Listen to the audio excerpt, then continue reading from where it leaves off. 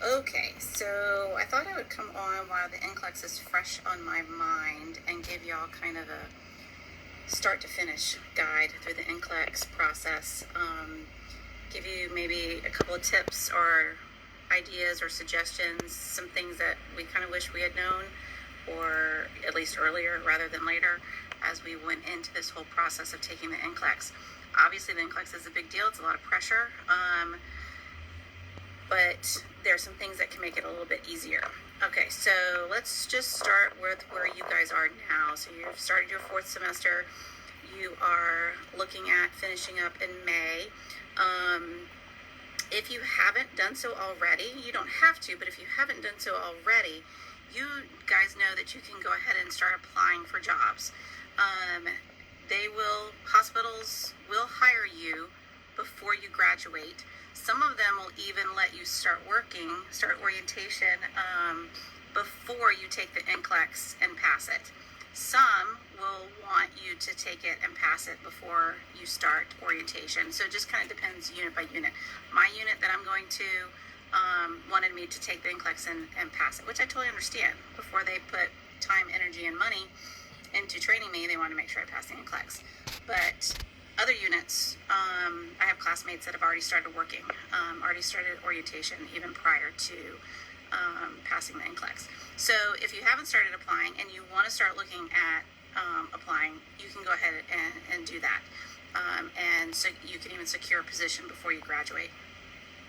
So that was the first thing I wanted to mention, not totally NCLEX related, but fourth semester related.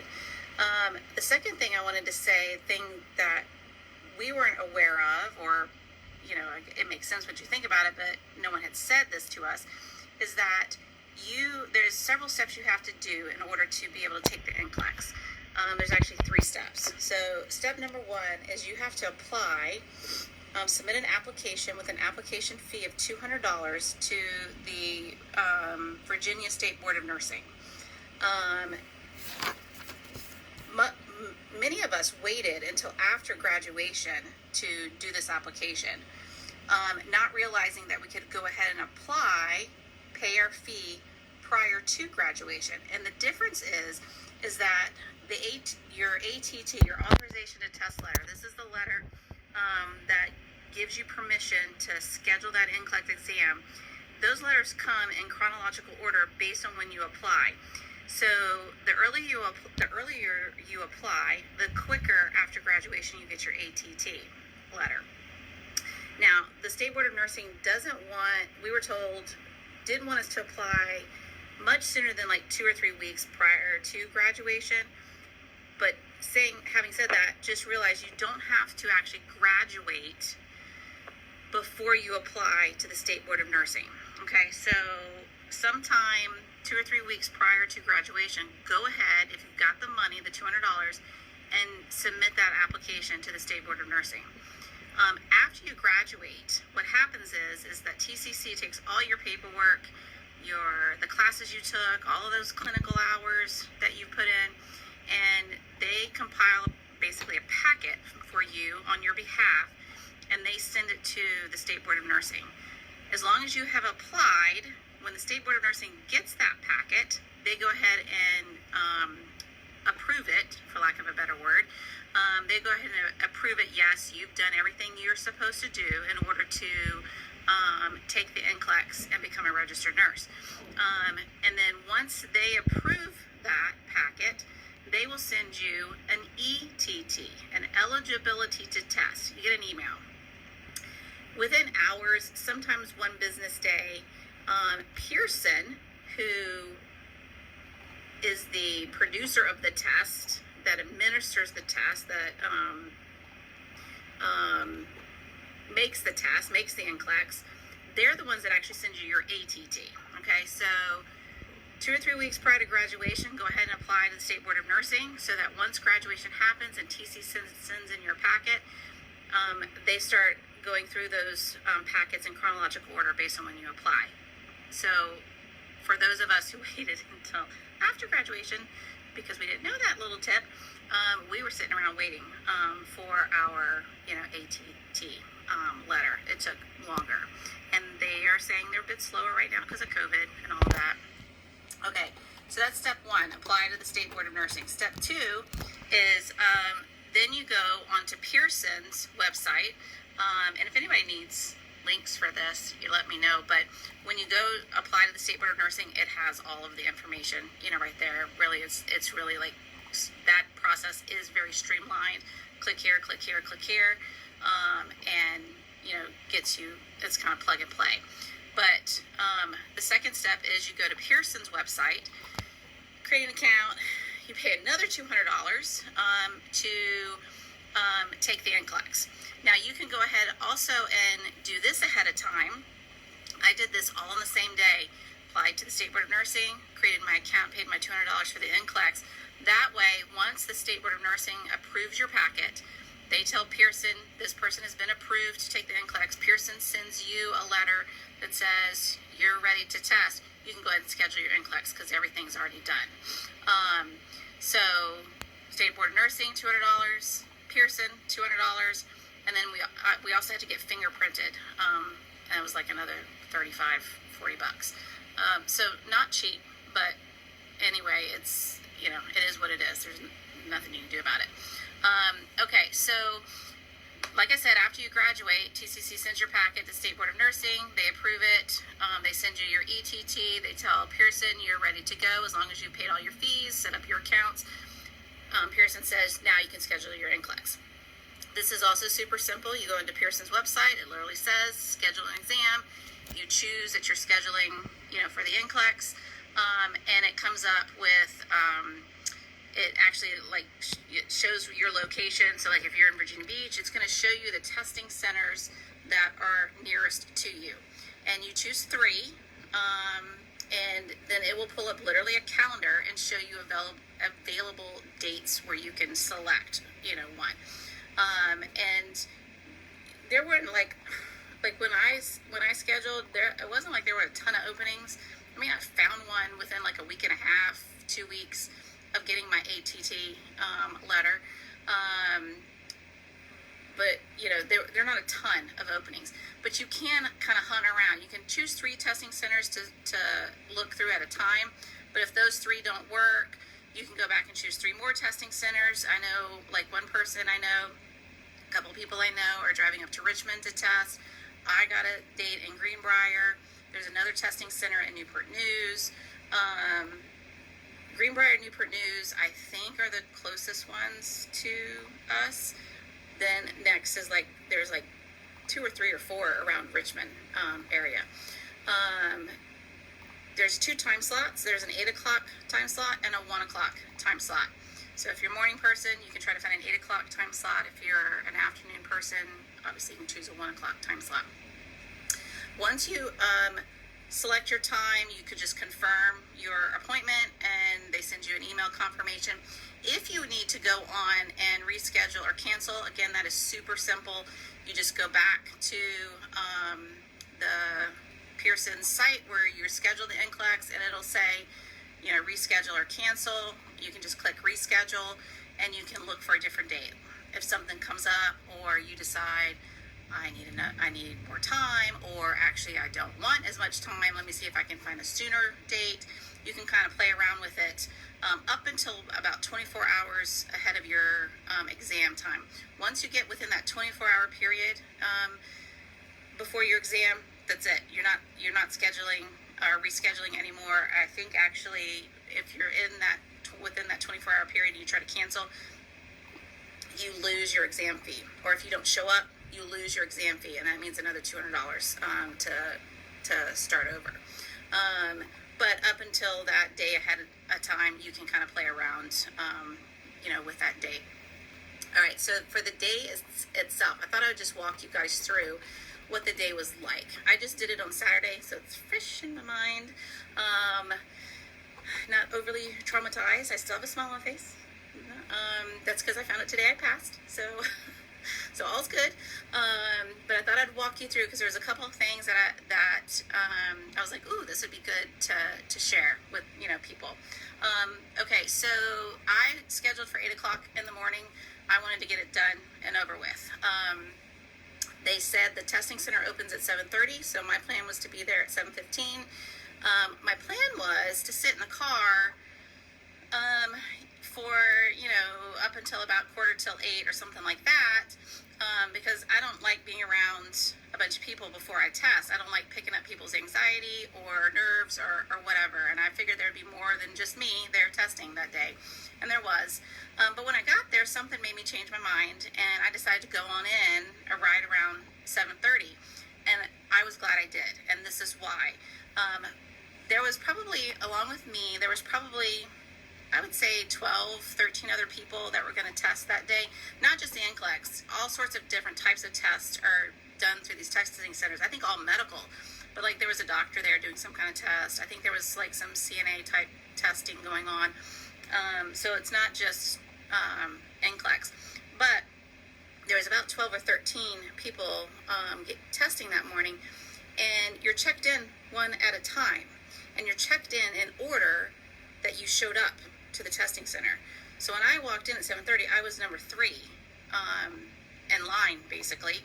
And I realized very quickly, I am really glad that I came on in, because each person that got checked in, it takes several minutes, because you're showing your ID. They're confirming who you are. They're confirming the test that you're taking. You get, at this first check-in desk, you get palm scan. They're actually creating palm scans of both of your hands. They take your picture. So it's a little bit of a process. It wasn't complicated or anything, but it's a little bit of a process. And I was glad that I was number 3 in line, and I didn't have to sit through 12 people getting checked in before, it was my turn to get checked in. So I got checked in. So I walked up, again, you give them your ID. The thing with the ID is you only need one ID, but it needs to match your name exactly as how you registered for the NCLEX. I had a little bit of a panic the day before about this, only because I typically sign my name, Christy Lynn Walker. Lynn is my given middle name. But I realized on some of my identifications, my maiden name is my middle name, Christy Solomon Walker. And I was like, oh, crap. And so I quickly looked. I had registered as Christy Lynn Walker on the NCLEX, when I signed up. I grabbed my driver's license. I was like, shoot, it says Christy Solomon Walker.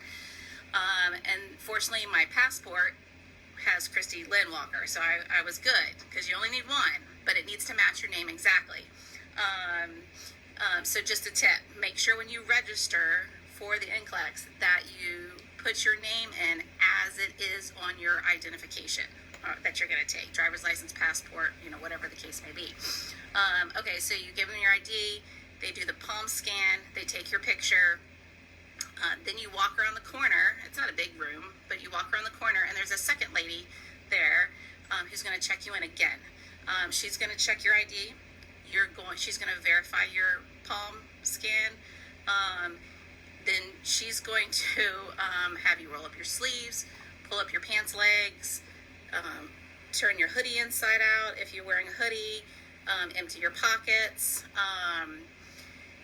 You turn around, show her your back pockets. I had to take my glasses off and lay them down on a scanner kind of thing. I was like, whoa. I'm like looking at my glasses like, how do people cheat on a pair of glasses? I don't know. I'm not that creative, or I'm not that smart.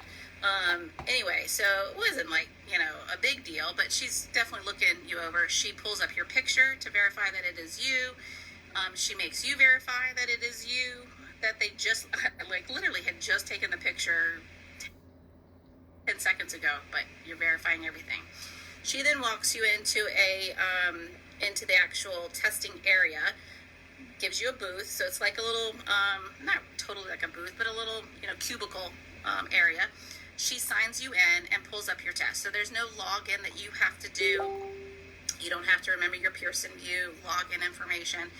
That person actually logs you in and pulls up your exam. If you have to take, this was a big question for me. I asked her, I was like, so if I need to use the restroom during the exam, is that possible? She's like, yes, just raise your hand and she would come get me. I could then go to the restroom knowing that when I come back, I got to do that check-in process again. I got to palm scan, check my picture, the whole 9 yards, again. All right, so you go in, got into the cubicle, she pulled up the exam. There are some introductory slides, to the exam, just some basic information, about the test itself, about the parameters of the test. If you guys don't know already, you probably do, but if you don't know already, the NCLEX is a minimum of 75 questions, a maximum right now of 145. It used to be 265 pre-COVID. I think right now it's still 145. I know when I took it, it was still 145. So I don't foresee it changing, but I guess it could change back by May, but I don't, there should be like information, if it does. But so what that means is that you're at least going to do 75 questions, but it potentially could be up to 145 questions. So one of the things that I was doing for myself when as I was prepping, is doing longer practice exams, longer than 75, like shooting for like 100, 120, and getting in the mindset of I'm going to 145.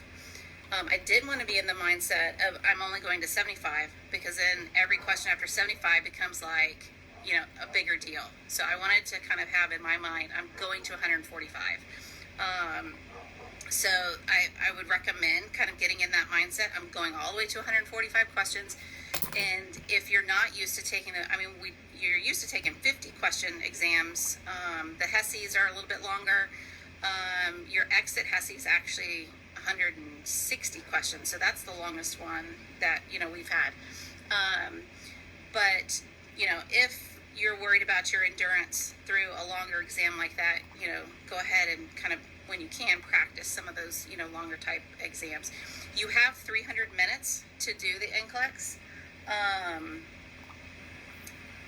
That works out to be about 2 minutes per question, roughly.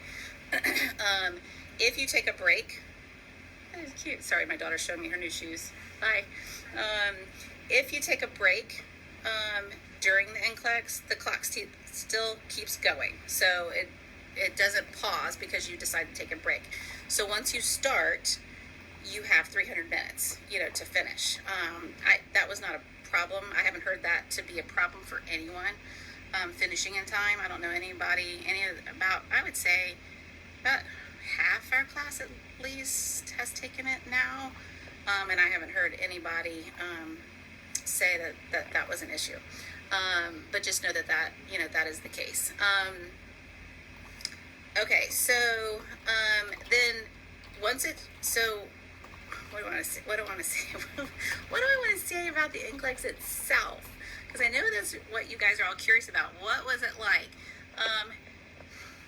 It was a strange exam. I'll be honest. So I used UWorld and Mark Klimek videos mostly to prep. I actually really liked UWorld. Do I think it helped me prepare for the NCLEX? I did not, in my opinion, and people have different opinions, I did not think UWorld was very similar to the NCLEX. UWorld questions can be pretty complex, can be pretty complicated, and anyway, golly, this is hard to describe. The NCLEX was, in many ways, it was two-sided. In many ways, it was vague. It's so broad, in some ways so general and vague that it was I found it tricky in that regard. Now, other people have said they felt the NCLEX was easier than UWorld. I just felt it was different than UWorld. Now, obviously I passed, and everyone I know that has used UWorld in our class, that has used UWorld or the Mark K video or the Mark K videos has passed. So somehow UWorld, I believe, trained my brain in order to handle the NCLEX. I just can't tell you guys, oh yeah, once you do UWorld, you'll see exactly what the NCLEX is like, if that makes sense. Now, there was another, happened upon a free kind of trial, and I think it's going on for several months, so you may be able to grab it right now. There's something called Princeton Review. Hey, can you all start doing? Okay, there's something called Princeton Review, and this, whoever, I guess Princeton maybe, actually purchased like 3,000, 2,000, 2,500, something like that, actual old NCLEX questions. I happened to pin that just like about a week ago, so I didn't do much of it, but what I did do of it resembled more of what the NCLEX was like. So in hindsight, I wished I had done more of the Princeton review questions, and so that may be something, for you guys to look at. And like I said, right now it's free. It just, the Princeton review, maybe because they're old questions, just the way the wording was, seemed to be a little bit more along the same lines as what the NCLEX that I experienced was. As far as hang on, somebody said. Okay, so Montana said something about PassPoint. I use PassPoint. We had the PassPoint trial. I use PassPoint a lot. Did it help? Sure. See, and this is what I'm gathering is that just like with everything else, the more questions you do, the more it trains your brain to answer them. And even though I found the NCLEX a little bit odd, a little bit vague, a little bit broad, and in many ways for me hard to answer. Like, it wasn't like I read a question and was like, oh golly, I know this one. Somehow all of the questions I did, and I did a lot, work to train my brain in order to manage the questions, if that makes sense.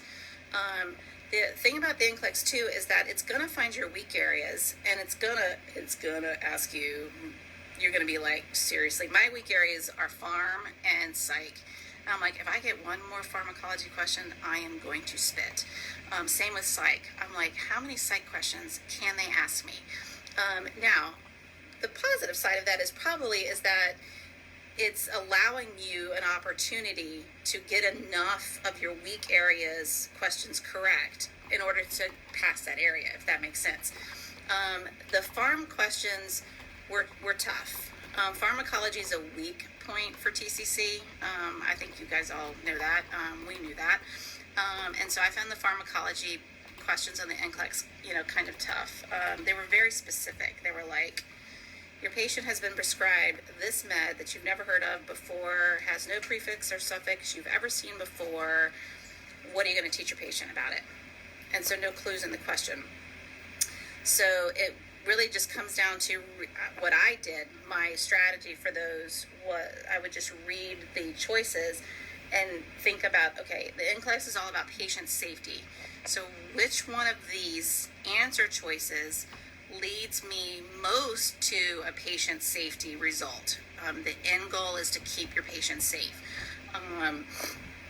So that was the only strategy I could come up with to answer those very specific pharm questions. My test did shut off at 75. It startled me. I jumped in my seat because I wasn't expecting it. I really thought I had failed when it shut off at 75. That's how it feels. And I say that not to like scare you guys or to create more anxiety, but to let you know that every single person, aside from one person that I've spoken to from our class that has taken this exam, has said the exact same thing. They walked out feeling like they had failed the exam. And the one person who said they didn't feel like that has never felt like that on any nursing school exam that they did, through TCC. Yes, please. So I finished my 75 questions. I felt for sure that I had failed it. I got to my car. I was ugly crying. I mean, like slobbering, gooey. ugly crying. My husband was trying to talk to me. He's like, babe, it's okay. You just retake it. I'm like, it's $200. And he's like, I don't care about the money. It's all right. Stop. It's too much pressure. You're putting too much pressure on yourself. And so I say all of that to just encourage you guys that every single one of us has felt that way, and every single one of us has passed. The reality is 88% of the people who take the NCLEX pass on the first try. 88%. So it feels foreign and strange. The exam itself feels foreign and strange. It feels defeating. But everyone so far in our class has passed. Even people who struggled to pass nursing school exams through the 4 semesters has passed. So I hope that encourages you guys. Do you need to prepare? Yes, sure. Absolutely. Use what you have, and this would be one of my other pieces of advice. Use what you have and use it well. In other words, if you can't afford UWorld, don't use UWorld. You have PassPoint for free. Princeton Review is free. Use it and use it well. Find something and use it well. There's really no source out there that's going to match exactly to the NCLEX or give you those Quizlet questions that hopefully you're going to see on the exam. I don't know that exists, but whatever you use it well, and it's going to be training your brain on how to answer these questions. One other tip, this is just practically speaking, when you schedule your exam, try not to do it on a holiday weekend. I didn't realize it was a holiday weekend, and so I waited 72 hours to find out my official results, whereas people who had scheduled their exam on a Monday or a Tuesday literally found out the next day. Their license posted to the State Board of Nursing website.